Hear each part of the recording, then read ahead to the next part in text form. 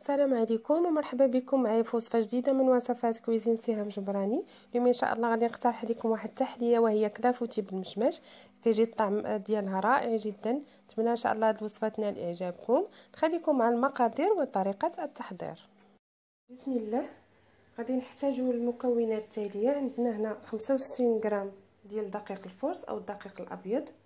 عندي هنا 60 غرام ديال سكر حبيبات او سكر سنيده، وعندي هنايا 40 غرام ديال الزبده، جوج حبات ديال البيض، 15 سنتيلتر ديال الحليب سائل، ورشاشه ديال الملح، ومعلقه صغيره ديال لافاني، وعندي 300 غرام ديال المشماش. اول حاجه بسم الله غادي ناخذ واحد المول هكذا اللي كيدخل الفرن ودهنته بشويه ديال الزبده. انا هذا المول عندي القطر ديالو فيه 20 سنتيم. بالنسبه لهاد المكونات انا راه كندير غير نص المقادير. نتوما الا كانت عندكم العائله كبيره ممكن تضاعفوا هاد المكونات كامله. اذا بسم الله قلت لكم دهنتو بالزبده، وغادي ناخذوا المشماش اللي قطعته هكذا، حيدت ليه هذاك العظيم ديالو وقسمته هكا على جوج. غادي نبدا نستف فيه هكذا في لومول.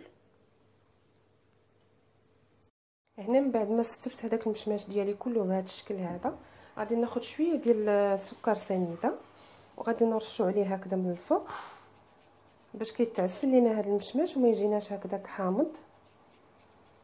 ملي كيطيب كيولي بحال الشكل ديال الكراميل.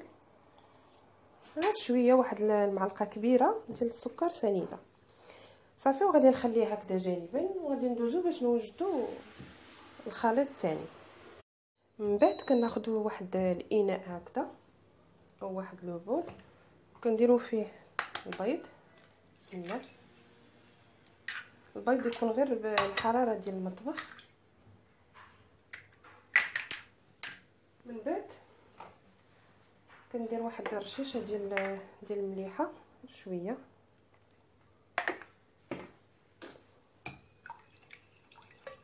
ثم كنضيف السكر ديالنا، سكر سنيده، وكنبقى نخلط هذا المزيج مزيان حتى يبيض ليا هذا الخليط.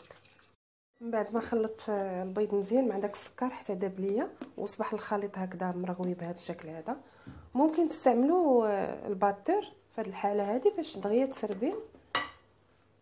دابا غادي نزيد معلقه صغيره ديال البودره ديال الفاني. الا ما عندكمش ممكن تعوضوها بسكر فاني، ولكن انا كنفضل هاد لابودغ يعني كتحيد الزفوره ديال البيض اكثر وكيجي المذاق ديالها باين.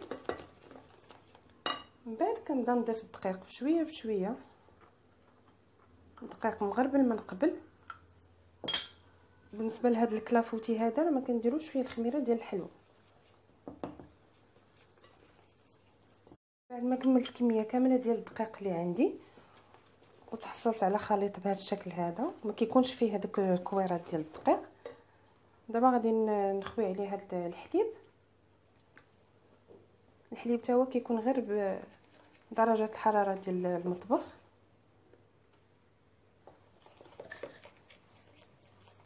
هكذا ما تجانس ليا الخليط غادي نضيف الزبده.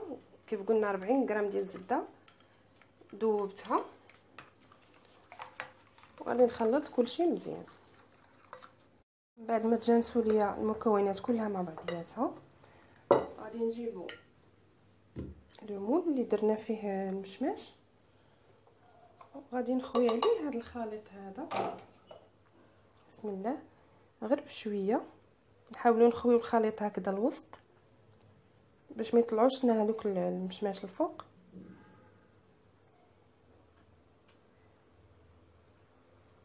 صافي. وغادي ندخلو للفران ونخليه حتى يطيب ان شاء الله. ونقول لكم شحال خدا ليا الوقت، هو كيبغي شويه الطياب في الفران. ونخرجوه ان شاء الله ونتلاقاو في الشكل ديالها ملي تخرج من الفران. وهذا هو الشكل النهائي ديال التحليه ديالنا ديال الكلافوتي بالمشماش. من بعد ما وجدات فهي خدات لي 45 دقيقه في الفرن. من بعد خرجتها وخليتها حتى دفات ودخلتها للثلاجه على الاقل ساعتين حتى بردات مزيان، وكنقدموها بالصحه والعافيه. الى عجبتكم هذه الوصفه ما تنساوش تشاركوها مع الاهل والاصدقاء باش تعمل فائده. وللمزيد من الوصفات زوروا موقع القناه www.cuisinesiham.com. وشكرا بزاف على حسن المتابعه، والى فيديو قادم بحول الله. السلام عليكم.